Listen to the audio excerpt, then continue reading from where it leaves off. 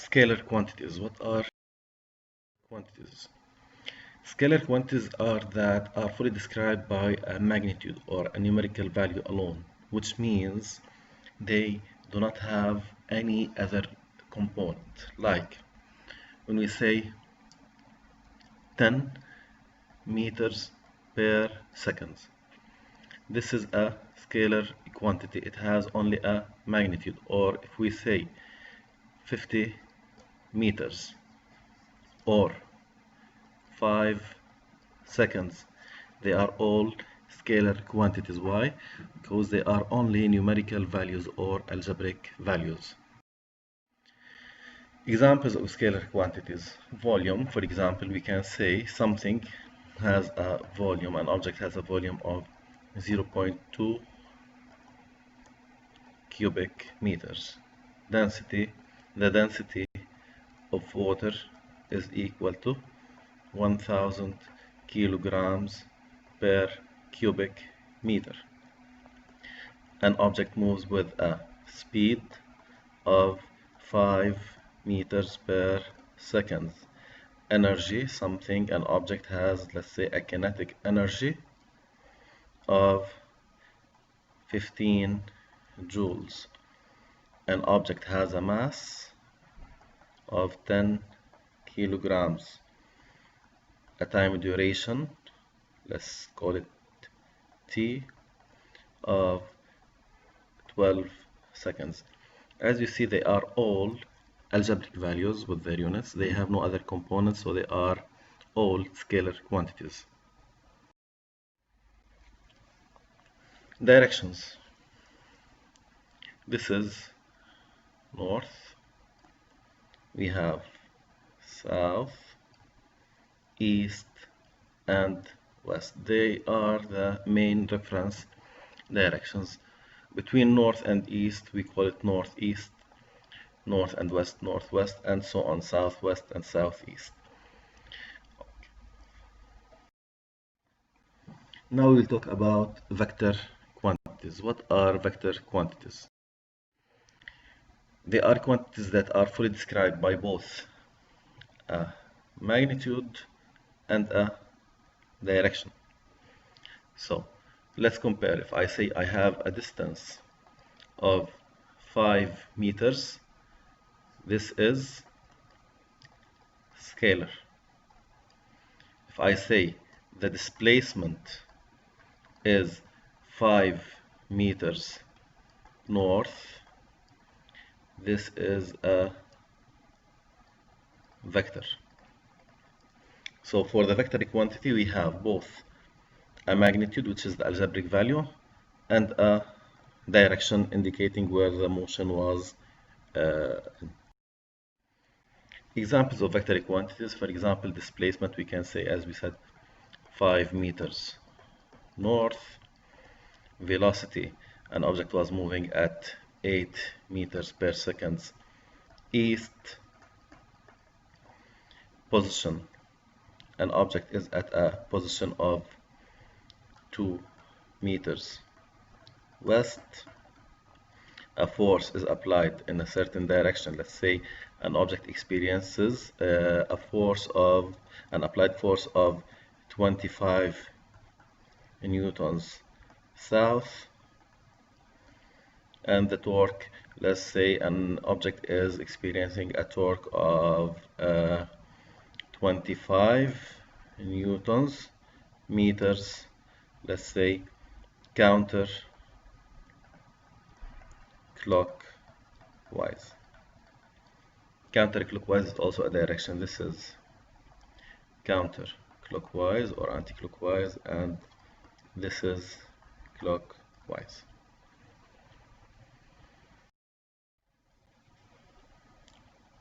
Comparison between scalar and vector quantities. As we said, a scalar quantity has only a magnitude.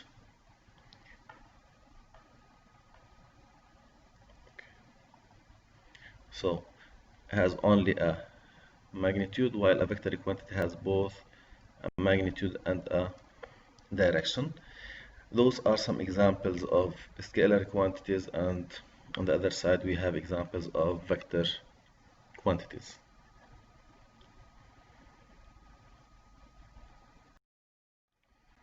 This is a simple comparison between both quantities. For a scalar, they have a magnitude and they are always positive. For vector quantities, they have a magnitude and they can be positive or negative.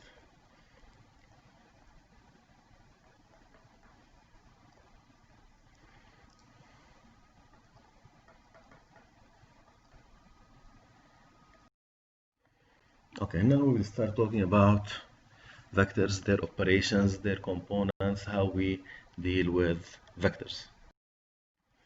First, let's define it.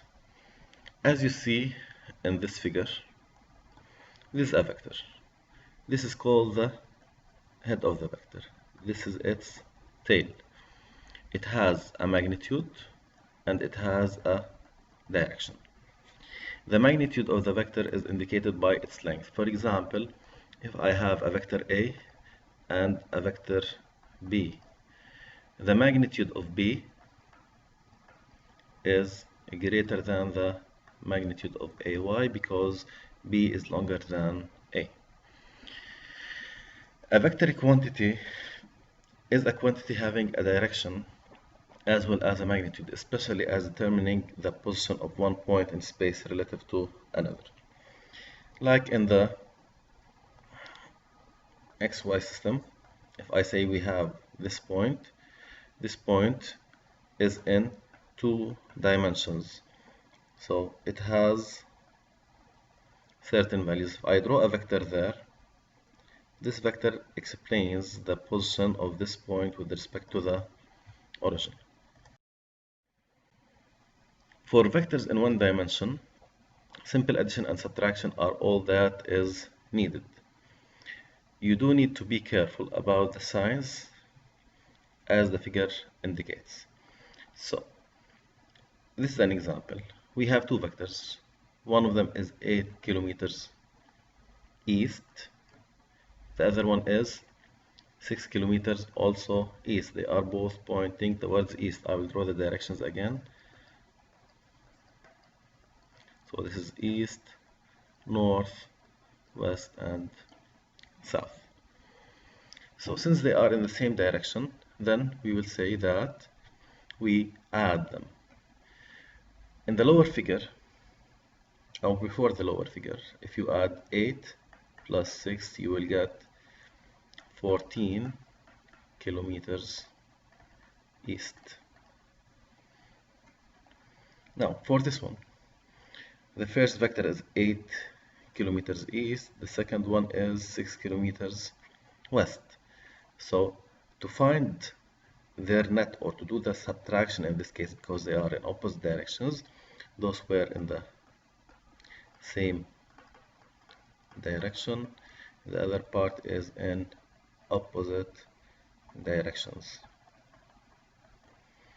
Okay, so I will do 8 kilometers minus 6 kilometers, which results in 2 kilometers. Now, how do we know the direction?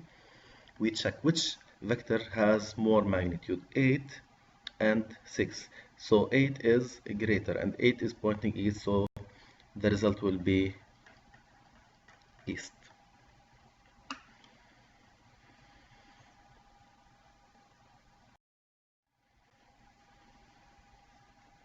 Some vector operations.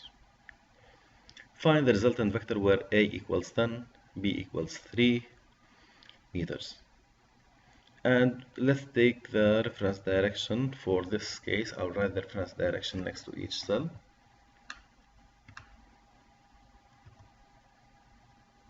Okay, so the reference for this one, the positive direction is east, also east. This one, the positive is north. This one, the positive is north. Let's try. Find the resultant vector where A equals 10 and B equals 3. So I check. A is pointing east and B is pointing east. So I will say that the resultant is equal to A plus B. So it is 10 plus 3, which results in 13 meters, and the direction is east because they are both towards east. Now, the second case, this one. A is pointing east and B is pointing west. So the resultant will be positive direction minus negative direction. So A minus B, which is 10 minus 3, which results in 7 meters. Now, what is the direction? Again, we check. A is east, B is west. A has a magnitude of 10 meters, B has a magnitude of 3 meters. So A is greater, A points east, then the result will be east. Third case, A is north and B is north. So the resultant will be A plus B. So it's equal to 10 plus 3, which results in 13 meters towards north because they are both pointing north.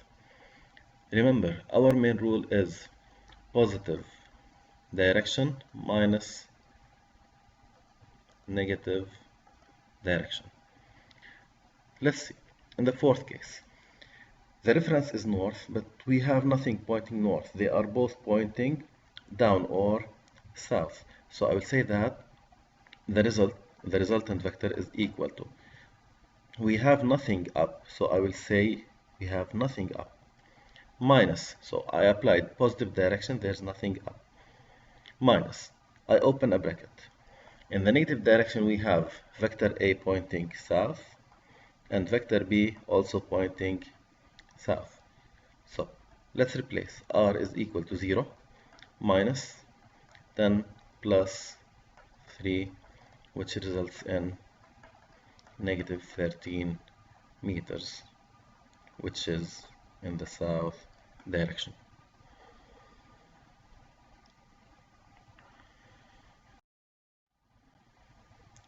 For the same quantities, A equals 10 meters and B equals 3 meters. For this one, the resultant is equal to A minus B. Why? Because A is pointing towards north and B is pointing towards south. So positive direction minus negative direction, then 10 minus 3 results in 7 meters north because the magnitude of A is greater than the magnitude of B. Same thing for this case, A is pointing south and B is pointing north. The resultant is equal to B minus A in this case. So the resultant is equal to B, which is 3, minus A, which is 10, and this gives negative 7 meters south.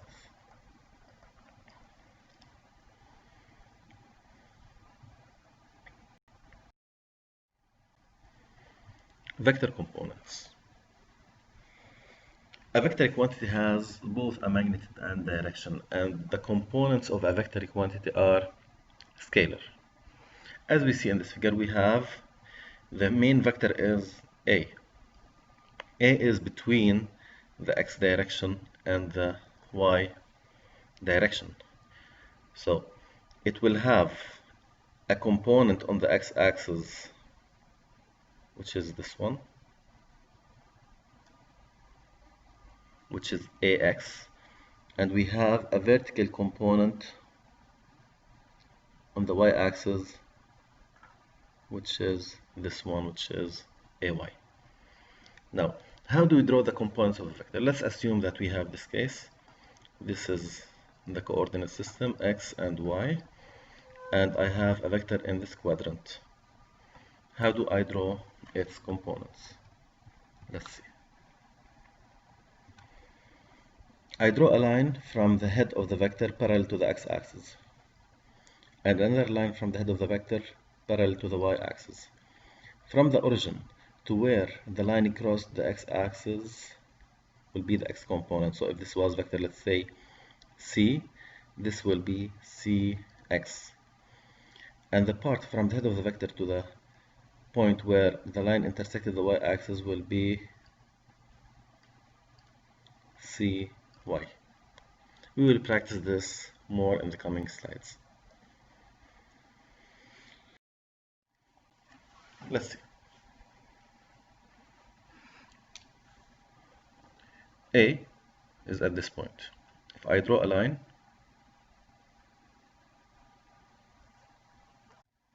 parallel to the y-axis,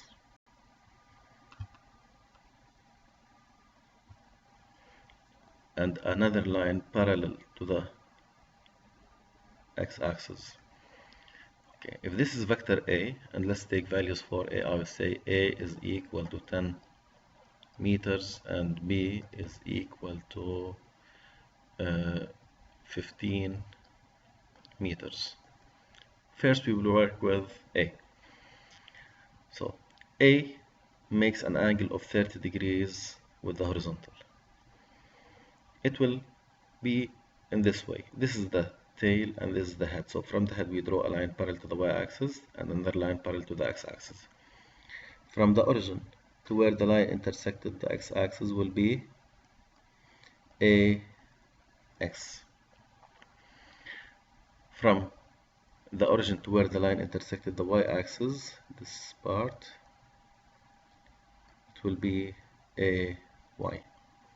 Now, how do we calculate AX and AY? If this was vector A, then I will see the triangle, I will consider this triangle from the origin to the head of the vector, down to the x-axis, and back to the origin. In this triangle, I will consider this angle, the 30 degrees. Is AX as a side, is it opposing the angle or is it an adjacent to the angle? We can see that this is the 90 degrees. So this is the 30 degrees. This side is an adjacent. The adjacent always relates to the cosine function.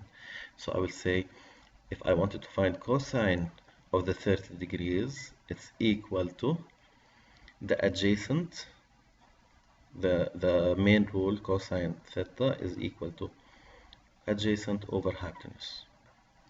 So for cosine 30, the adjacent is AX over, where is the hypotenuse? The side facing the 90 degrees, which is this one. This is the hypotenuse over A, or I can simply write it as AX is equal to A cosine 30, and I replace to find its value.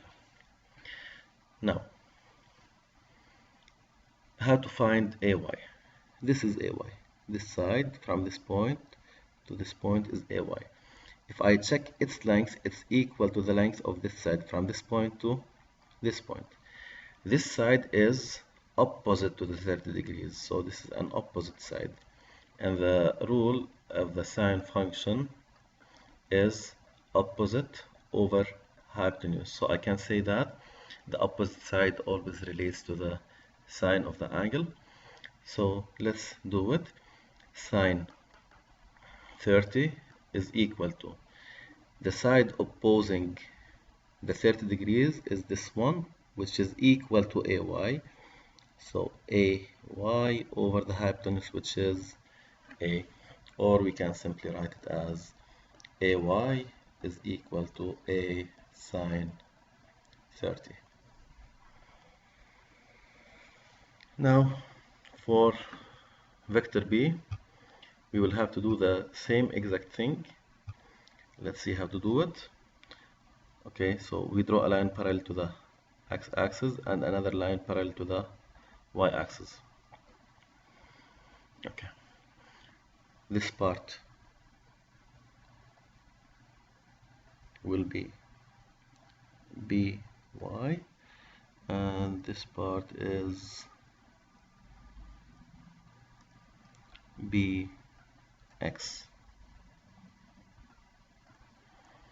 Okay, we will consider this angle, which is given as 40 degrees. Okay, let's identify the adjacent, the opposite, and the hypotenuse. This is the 90 degrees. So this side, which is B, is the hypotenuse.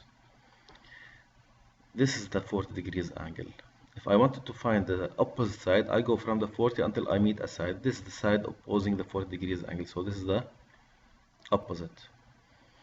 Now, this is the adjacent. Okay. Cosine does not always remain x or indicate x, and sine does not always indicate y. We have to check opposite and adjacent. So for the 40 degrees angle, the opposite side is this one. Okay, the length or the magnitude of this side is equal to the magnitude of this side. So the opposite is also indicating bx,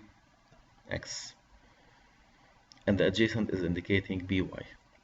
Again, I will say ax is equal to ay is equal to bx and by. Bx is opposite, so opposite relates to sine, so I will say it's equal to b sine 40. By is an adjacent side, the adjacent relates to the cosine, so b cosine 40. Then we replace with the values to find the answer. Another example, same thing, we'll do. I will do it quicker now, it will be faster.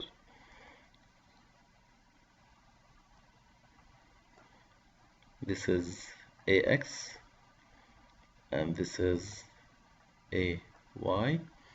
With respect to the 30 degrees, this is the opposite side and this is the adjacent. So the opposite is the same as ay in length. From this point to this point is the same length as from this point to this point. So I will say, since the opposite is ay, then I will write it this way. This is ax and this is ay. Ax is the adjacent, so ax is equal to a cosine 30 and ay is equal to a sine 30. For vector b,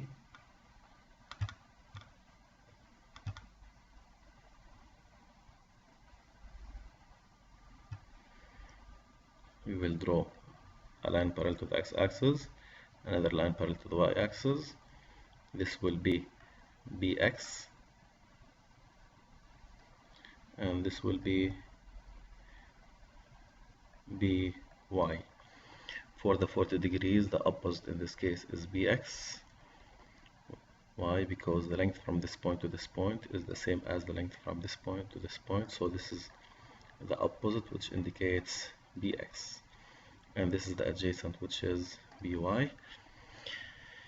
Bx is equal to by is equal to, since bx is opposite, then it relates to the sine function, and since by is the adjacent, then it relates to the cosine function.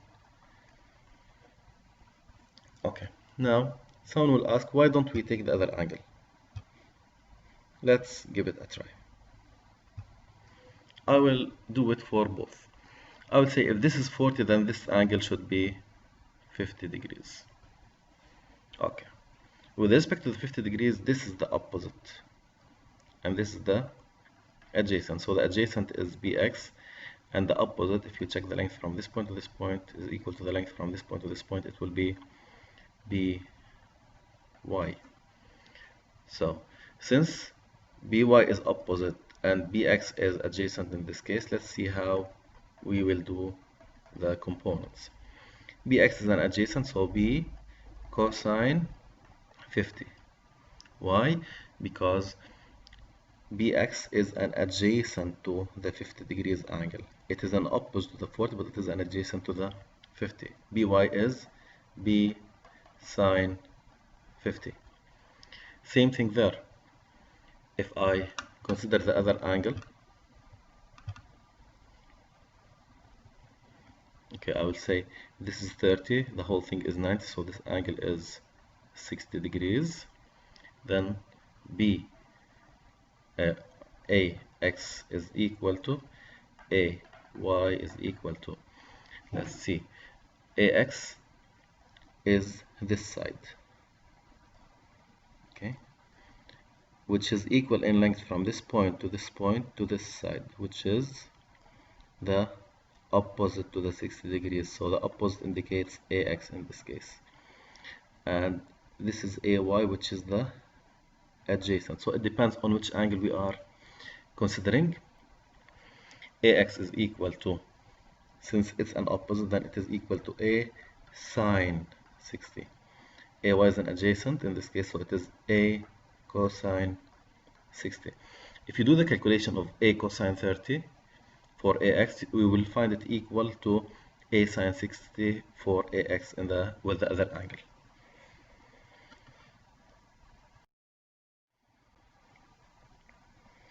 Okay.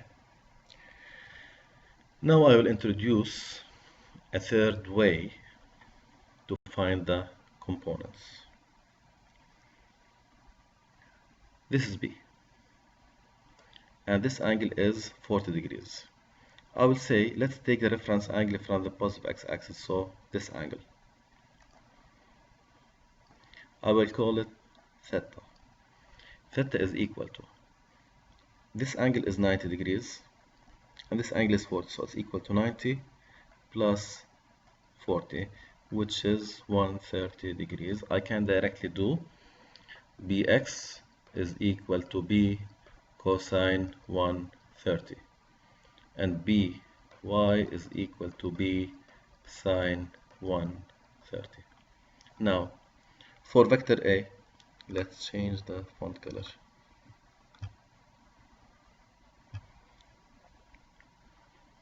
Okay, the angle from the reference to angle A is this one.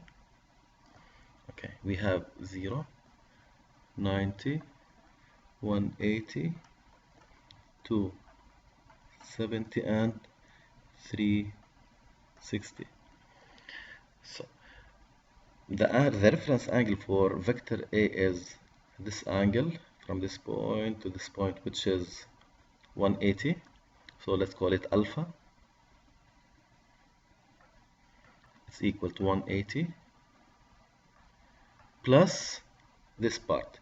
So 180 plus this part plus 30. And we will get 210 degrees. Same thing, I can say AX is equal to A cosine 210 directly, and AY is equal to A sine 210. So we can do it in different methods, and we will always get the same result.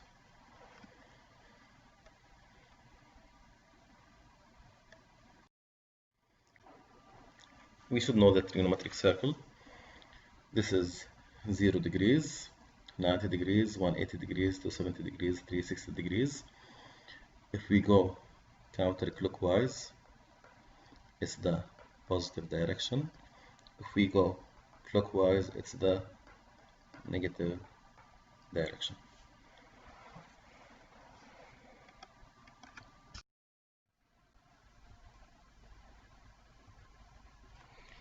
Resultant vectors. When we have two or more vectors, we can find their resultant or their net vector. The rule is that the resultant vector is the vector sum of two or more vectors. Let's see how it works. If I have two vectors like this, A and B, I will say the resultant is A plus B. If I have two vectors in this shape, this is A and this is B, I will say R is equal to A plus minus B, or I can write it as A minus B as a magnitude. Same thing for the vertical case, as long as they are linear. If they were perpendicular vectors or orthogonal vectors. As we see, we have vector B and vector A. A is on the x-axis, B is on the y-axis, so they make a 90 degrees angle between each other. This is the resultant vector R. It is a diagonal in the rectangle, and the diagonals in the rectangle are equal. So if this was R, then this is also equal to R. So if I take this triangle now, I can apply the Pythagorean theorem, which is R squared is equal to A squared plus B squared. Now if you square both sides, you will get this form, which is R equals radical A squared plus B squared. This is what we use to find the net vector or the resultant vector when the vectors are perpendicular to each other. This is the magnitude again. So we still have to find the other component of the vector, which is the direction. The direction, to find it, in this case, it should be an angle. So we have to calculate an angle to identify the direction or to detect the direction. If I extend this line like this, I will say this is the x-axis, and I will extend to indicate y-axis. Okay. The reference angle is the direction in this case, and to calculate it, we will do this. We start from the upper part of the x-axis, we call the positive x front, and we go anti-clockwise or counterclockwise until we reach the resultant vector. Okay, let's take another example to understand it more. If I had x and y, and the vector was there, this is R, I will go from the positive x-axis, I will go all the way until I reach the vector. This is the reference angle or the direction. We will see how to calculate it, but we have to focus on this formula, theta equals tan inverse of opposite over adjacent. For example, in this case, I will say this is theta. Okay, so I calculate it. B is there, it's equal to this side, so this side is also B. So theta is equal to tan inverse of the opposite, which is B, over the adjacent, which is A. We will see how to practice this through the coming exercises. This is a solved example of how to solve for the resultant or the net vector for two vectors that are perpendicular to each other. We have, as you see, we have vector A pointing this way and vector B pointing this way. They are at a 90 degrees angle. First, to draw the resultant, how to draw the resultant, I will draw it separately. This is A and this is B. I draw a line parallel to the x-axis, a line parallel to the y-axis. They intersect. I join from the origin to their point of intersection. This will be R, the resultant vector. As you see, we have the shape as a rectangle. So this is the other diagonal, which is also equal to R in magnitude. Now, if this is R as a magnitude, I'm talking about this side now, okay, is the hypotenuse. So R is equal to A squared plus B squared. If we write it there, R squared equals A squared plus B squared. Square root both sides, you will get this formula, R equals radical A squared plus B squared. Replacing, A is 4, so 4 squared plus B is 3, 3 squared, it gives 5 meters. This is the magnitude. Now to find the direction, what do we do? I copied the figure there. So this is the vector R. The direction is the reference angle. From the positive x-axis, you go anti-clockwise until you reach the vector.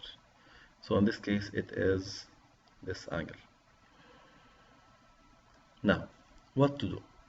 I will say theta equals tan inverse opposite over adjacent. This is the angle. This side, when I consider this triangle,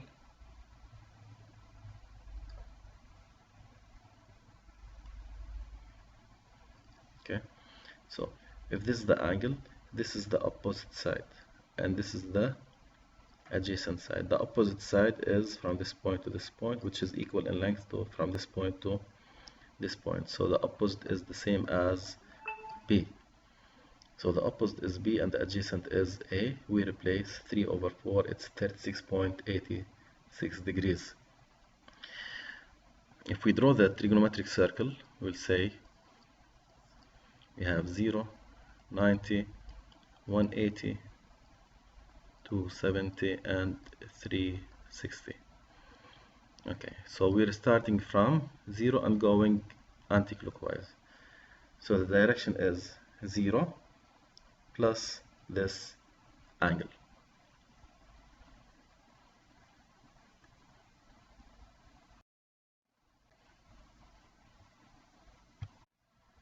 Try to solve this exercise by finding the resultant of A and B.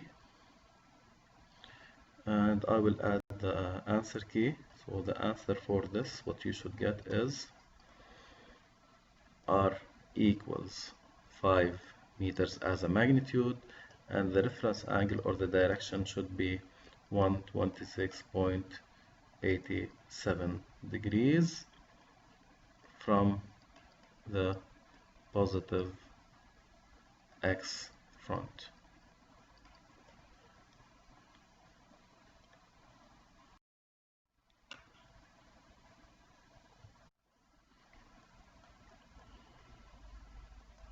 Practice this question also, and the answer will be R equals 5 meters as a magnitude, and the reference angle, or let's say the direction, will be 216.86 degrees from the positive X front.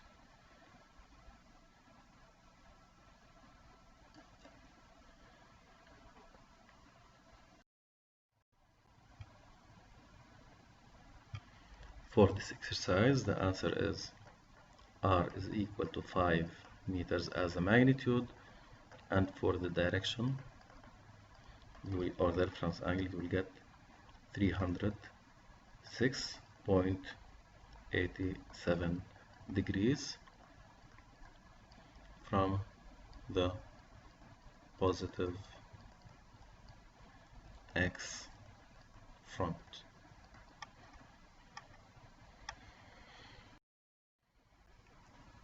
Now we have a different types of exercises. In this type, as you see, vector A and vector B are not linear. So this is vector A, it's pointing this way at 30 degrees to the x-axis. Vector B goes this way, pointing at 40 degrees to the y-axis. They are not linear and they are not perpendicular. What would the solution be in this case? For such a case, we have to find the component of each vector. So both components of the vectors should be found, which means I have to calculate AX, AY, BX, and BY. How to do this?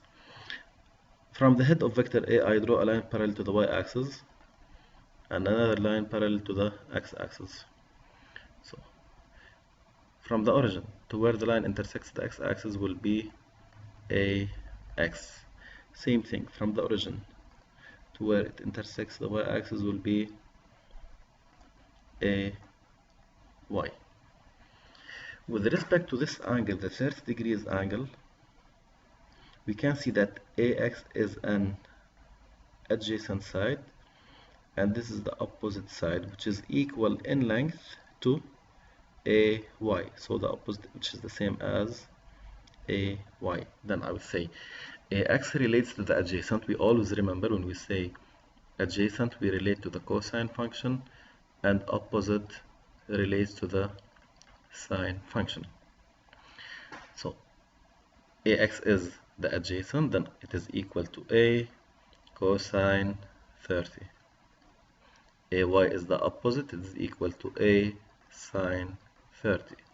Let's replace 10 cosine 30, 10 sine 30. For this one, we will get 5 radical 3 meters, and for this one, we will get 5 meters. AX is pointing to the right or towards east, so I will write east, and AY is pointing towards north, then we have to write the direction north. We write the direction only to use them in the calculations later. We will see how they will help us once we write them. Now, when we want to find the components of vector B, we will do the following. Almost the same procedure. Draw a line parallel to the x-axis, draw a line parallel to the y-axis. This is vector Bx, and this is vector By.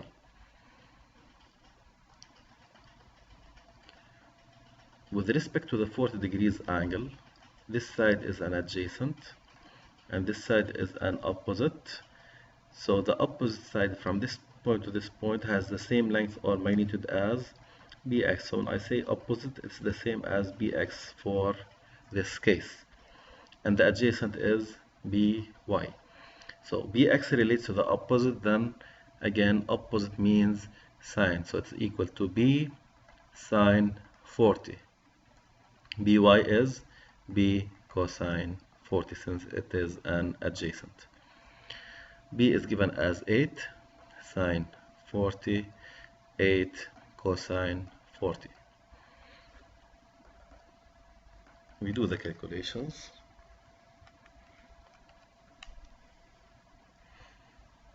Bx is 5.14 meters and By is 6.12 meters. Bx is pointing towards west and By is pointing towards north. Again, we don't have to write the directions. I'm only writing them because they help me in the calculation process in the next step. Okay, I have two components on the x-axis which are ax and bx. So we have ax and bx on the x-axis. As you see, this is ax and opposite to it is bx. Now I will find the resultant vector on x. I will say ax and bx are linear vectors, so their resultant is the vector sum of both.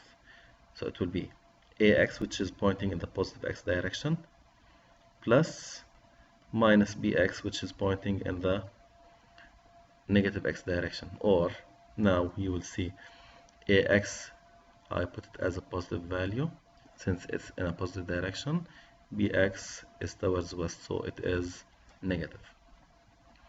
Now for ry, ry is equal to, I can do it from this side or I can refer back to the equation. How to do it from this side?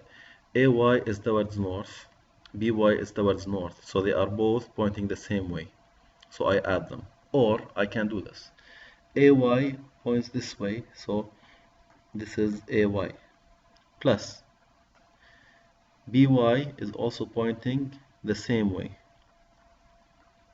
Now I'm done, there's nothing left on the positive y direction. I write minus. I look at the negative y direction, there's nothing, so I put 0. Let's replace.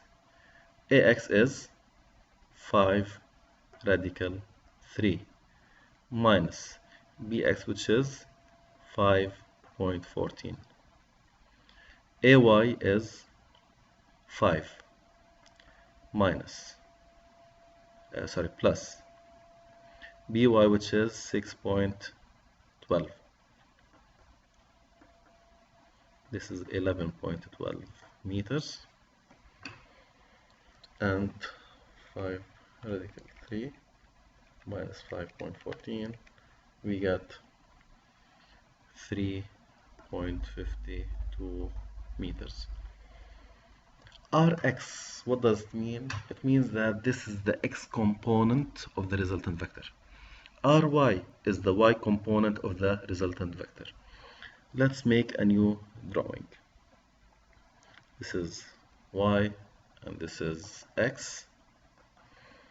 Okay, so Rx is on the x-axis and it has a positive value, so it points this way.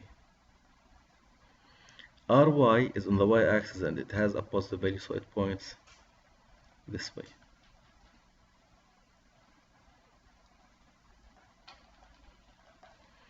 Okay, now let's see how to do it. First, Rx and Ry are two vectors that are perpendicular to each other. So their resultant R is equal to square root of Rx squared plus Ry squared. So R is equal to square root of 3.52 squared plus 11.12 squared. So the final answer for the magnitude of R will be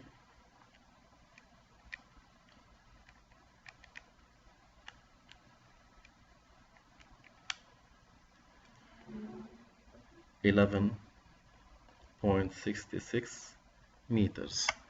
This is the magnitude of vector R. We still have to find the other component, which is the direction. To find the direction, I can do the following. Okay. Rx is in the positive x direction. I draw it.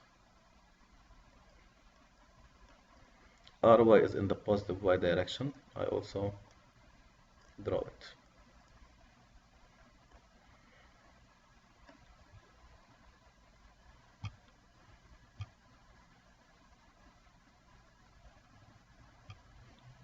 We draw a line from the head of vector Ry parallel to the x-axis, and a line from the head of the vector of Rx parallel to the y-axis. At their intersection point, we join it to the origin. This will be vector R. Again, the direction of a vector is the reference angle from the positive x front. Let's see how to find it. This is the positive x-axis. This is the negative x-axis, positive y and negative y. So the reference angle starts from the positive x-axis, goes to the vector itself, and stops. So from the positive x-axis, we go counterclockwise until we reach the resultant vector. Let's call this angle theta. So to calculate it, theta is equal to tan inverse of opposite over adjacent, which is equal to tan inverse of the side opposing theta is this one, which is the same as Ry. So Ry over this is the adjacent, which is Rx. So this is equal to tan inverse of Ry 11.12 over Rx, which is 3.52.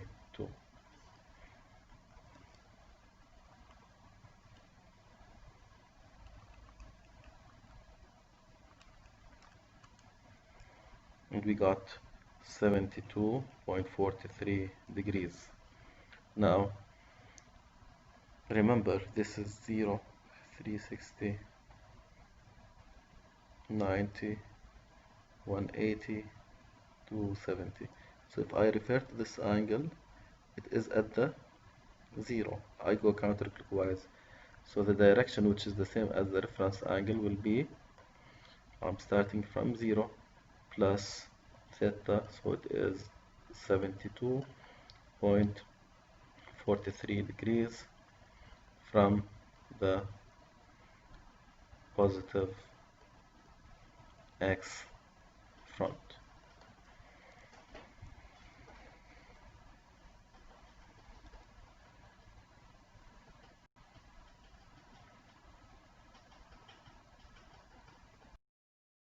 We will practice another exercise now. We have vector A, 10 meters, making an angle of 30 degrees, and vector B, 22 meters, making an angle of 40 degrees with the y-axis. So this is y, and this is x. Same thing, they are not perpendicular, they are not linear. Let's see what to do.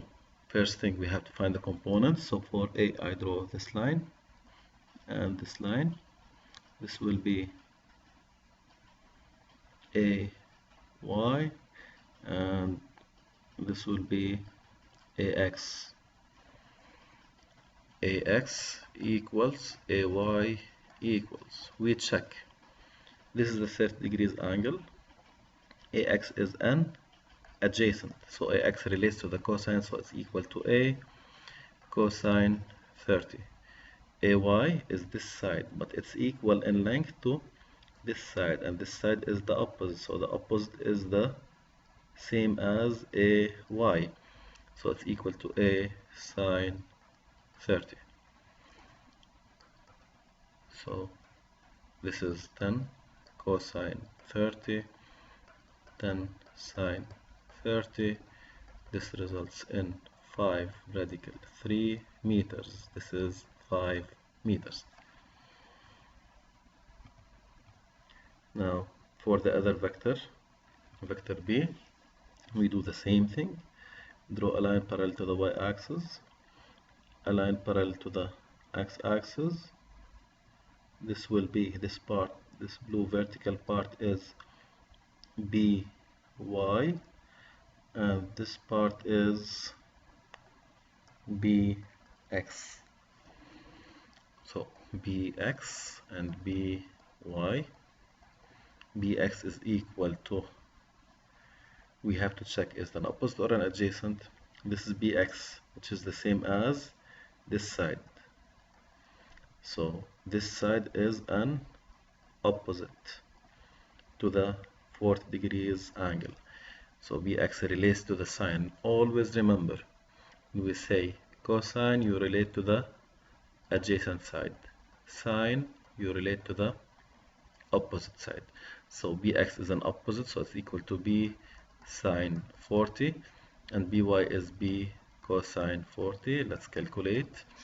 B is 22 sine 40 and 22 cosine 40.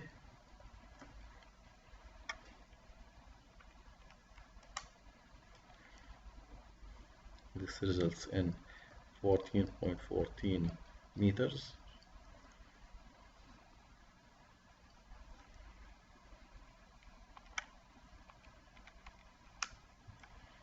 And this is 16.86 meters.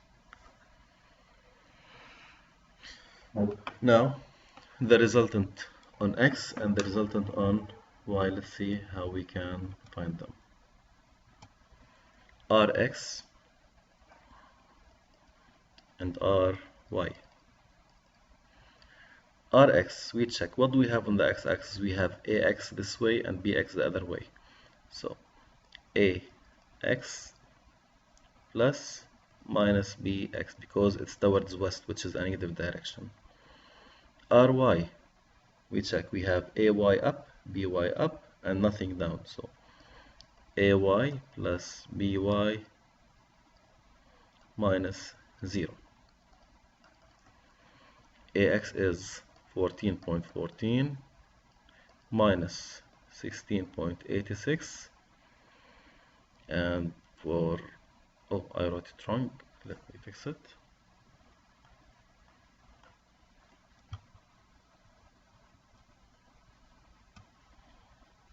Okay, so I will remove this part.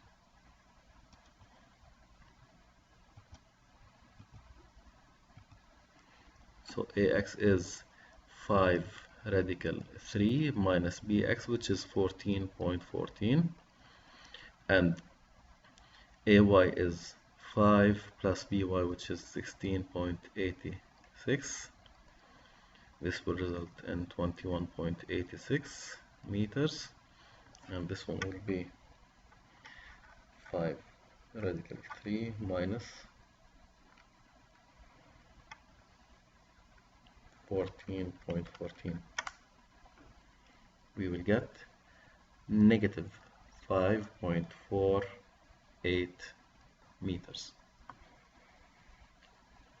Now, if we draw them, we will have Ry is positive, so it's pointing up, and Rx is negative, so it's pointing along the negative x-axis towards west or to the left. Now let's change the font color to have it clear.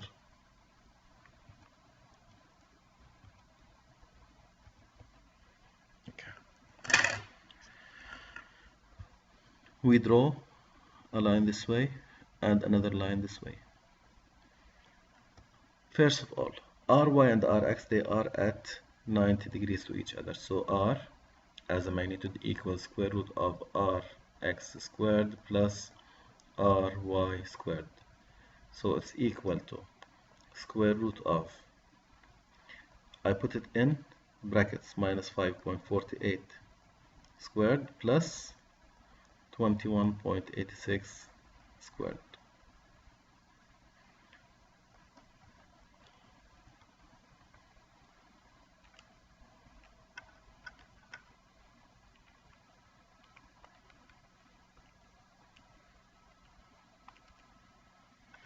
And the final answer for the magnitude of R is 22.6 meters.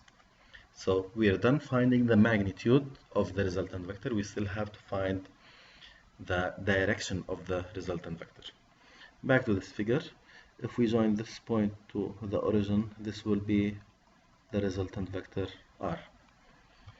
Let's add the axis, the coordinate system now.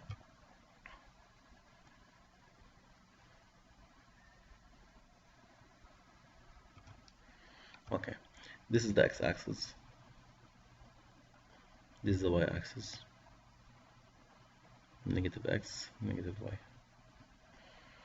The reference angle or the direction of the resultant vector is going to be this angle.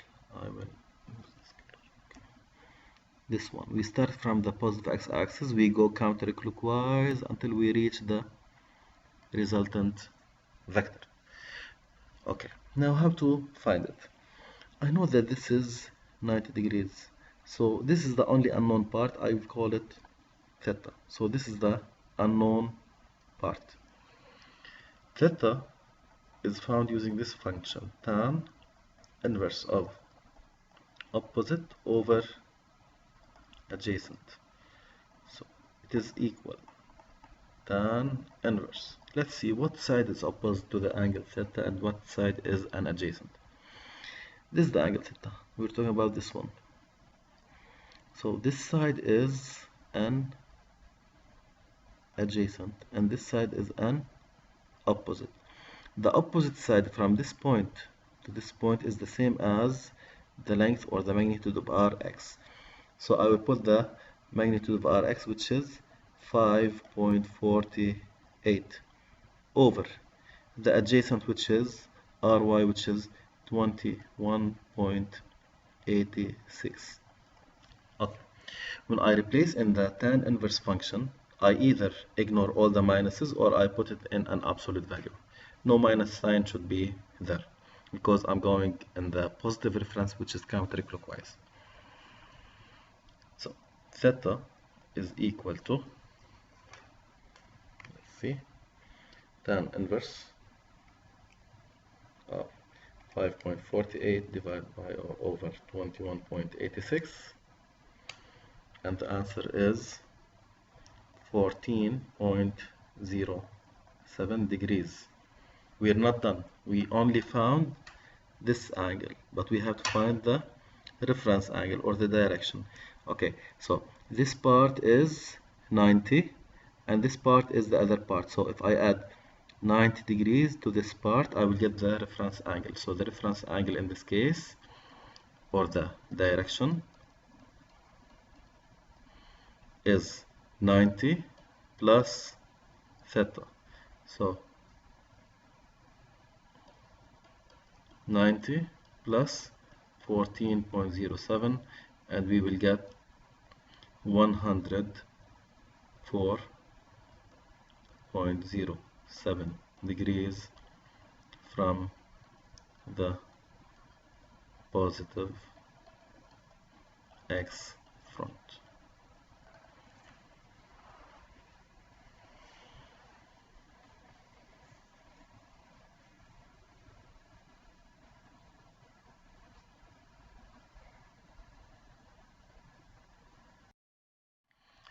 Now try to practice finding the resultant vector for different cases, starting from this exercise and the following 5 exercises. You will find the solution for each so that you can validate answers. To study the motion of an object, there are different factors to be measured and considered. To understand motion more, first we have to identify the factors that measure motion and be able to differentiate between them. Distance versus displacement and velocity versus speed. Distance can be defined as the measure of the length of the whole pathway followed by a moving object, which means, for example, if an object moves this way, let's see, this way, this way, this way, this way, then made a turn, then this way, this way, this way. To measure the distance, we have to measure the whole length of the pathway. It is a scalar quantity. We studied scalar quantities before, and it is always positive and has no direction. So, for example, an example of distance, a distance of 10 meters, a distance of 5 kilometers, and so on. For the displacement measures the difference in position or the direct distance between 2 points or 2 positions. Let's assume that an object started moving from this point this way, then this way, this way, this way, made a turn like this and ended at that point. The displacement in this case, it measures only this part. This is the displacement. So this is the initial position and this is the final position.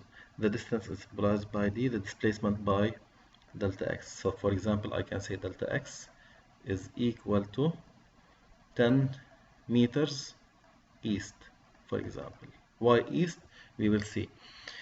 It is a vector quantity. It can be positive or negative and it has a direction.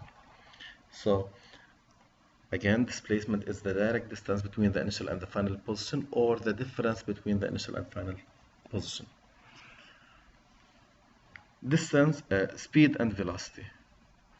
This is speed and this is velocity. Speed measures how fast an object moves. So we say the car is moving at 100 kilometers per hour.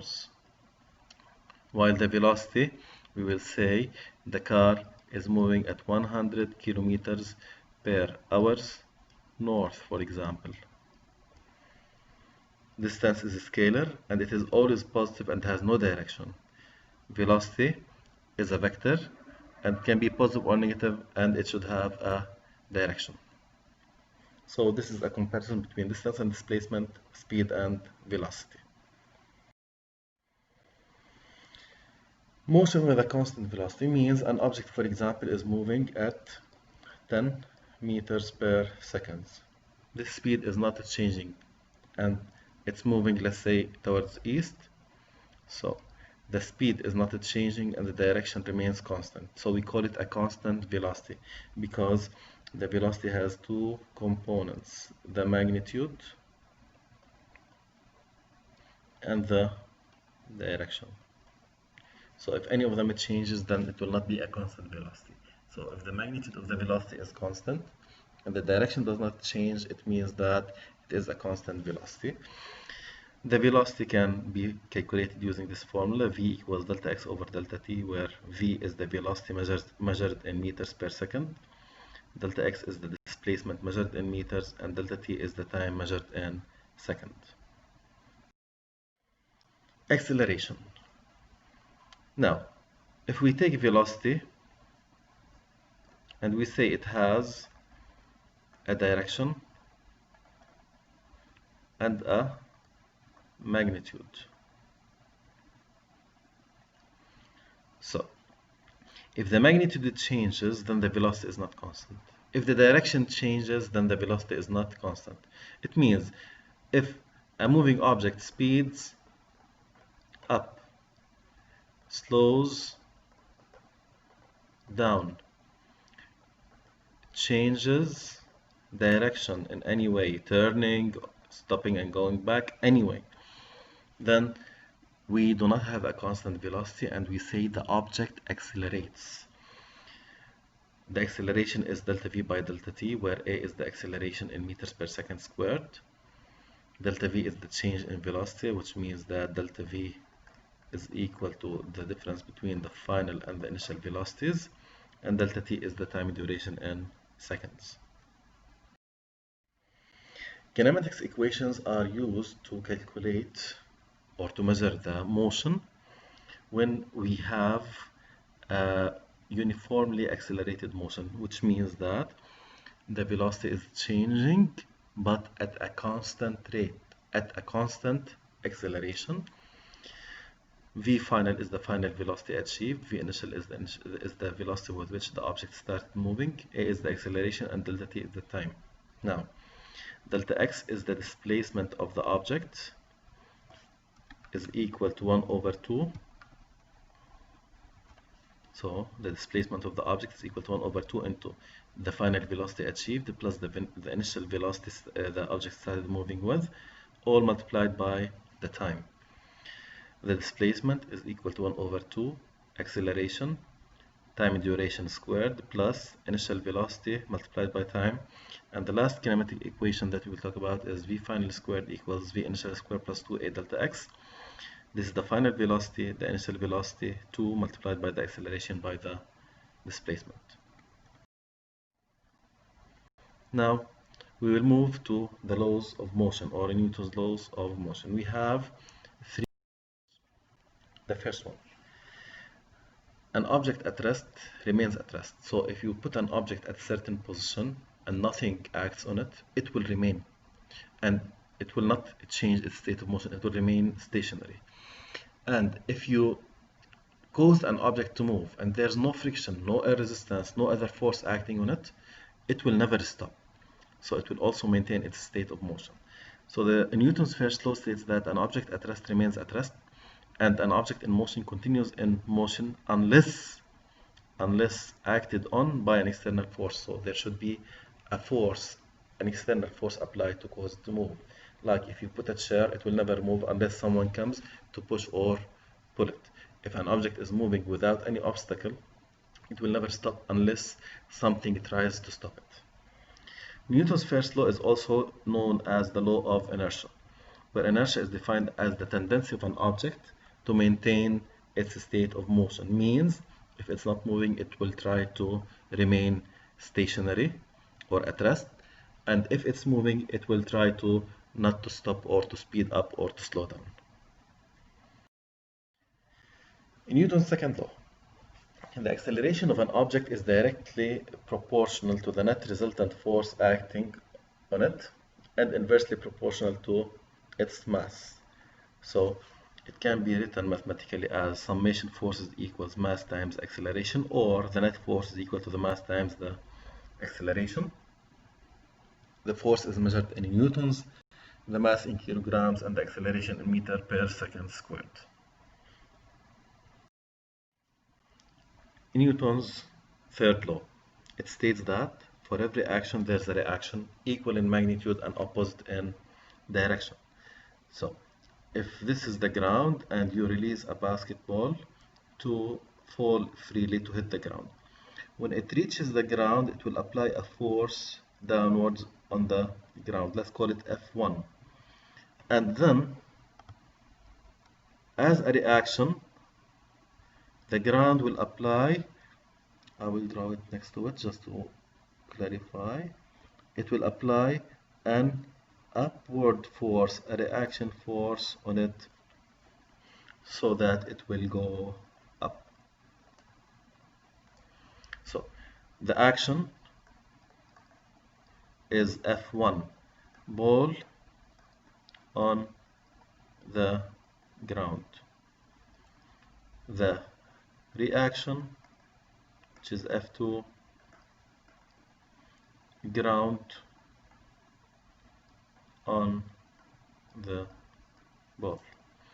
Same thing if you hit the wall with your hand, you will feel pain in your hand. Why? Because you apply a force, an action force, by your hand on the wall, and the reaction force will be by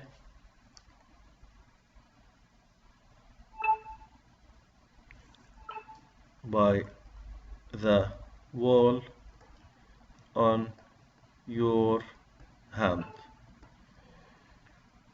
Okay, so you hit the wall by your hand and the wall hits your hand back. That's why you feel the pain. In both examples, if you notice, action and reaction forces or pair of forces act on different objects. In this case, the action was by the ball on the ground, so it was acting on the ground. The second, the reaction was by the ground on the ball, so the action was on the ground, the reaction was on the ball. The action was on the wall in the second example, the reaction was on your hand.